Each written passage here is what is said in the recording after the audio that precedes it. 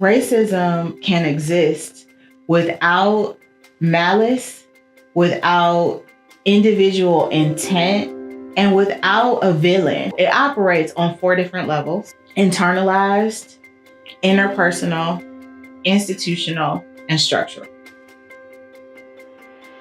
So when we think about racism, often what people go to are individual acts of meanness, right? And the measure for whether or not racism is operating in organizations is often whether or not people are nice to each other. And so there's this sense that, well, everyone here is nice to each other, so there's no racism.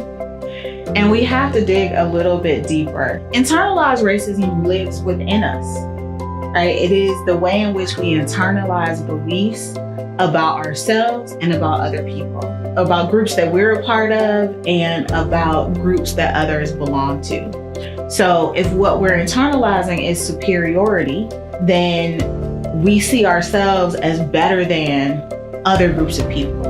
If what we're internalizing is inferiority, then we see ourselves as less than other groups of people. And we see that play out for people of color, for Black folks in particular, around things like stereotype threat, where we at an unconscious level buy into this idea that we're intellectually inferior and that other people, other groups of people of color, white people, are superior to us. Again, not necessarily at a conscious level, but at that unconscious level, and it has deep and abiding impacts. Interpersonal racism operates between people, and this is the form of racism that we are most familiar with. Like, we think about racism, we think about hate crimes, and we think about racial jokes, and we think about physical altercations. In workplaces, what we see most often are racial microaggressions. This is a misnomer. A lot of times people think microaggressions are small, and so that's why they're called microaggressions. They're not small. They operate at an interpersonal level, and that's what makes them micro. But these are the death by 1,000 cuts kind of comments and behaviors that really negatively impact the person who's on the receiving end. And those are the things that just over time make our cultures toxic. Institutional racism operates through our policies and our practices.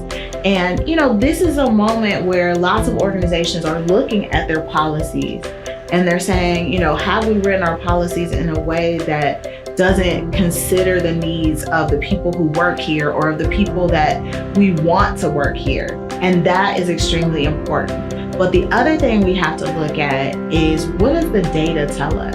If we disaggregate our data by race, what is the story that it tells us about how our institutional policies and practices are actually impacting different groups of employees within our organization, and how that is playing out if we are a school, how that's playing out with students and families, and if we're a nonprofit, how that's playing out with the communities that we serve. Structural racism, often described as societal racism or systemic racism, operates across institutions. So here is where we go from thinking about what's happening in a school to thinking about what's happening in education across the country.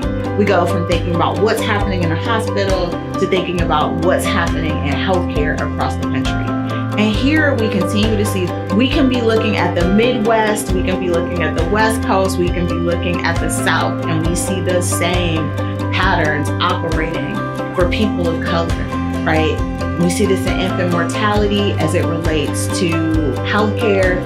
We see this with maternal health.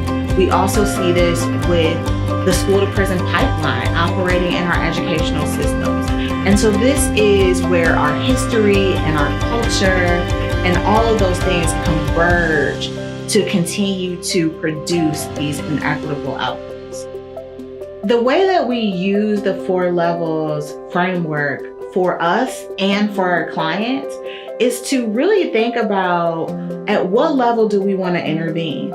So if we want to address an issue that's operating at the internalized level, that's going to be a very different approach than if we want to address something that's operating at the interpersonal or the institutional level. And so having an understanding of how the 4 levels operate supports us to do that and to use it as a tool for analysis and for strategy development. Once you understand the 4 levels of racism, you can push any ism through this framework. So whether you are thinking about sexism or ableism or heterosexism, all of them operate at all 4 of these levels: internalized, interpersonal, institutional, and structural. And once you understand that, you can begin to develop strategies and solutions that get to the heart of the challenges that we face.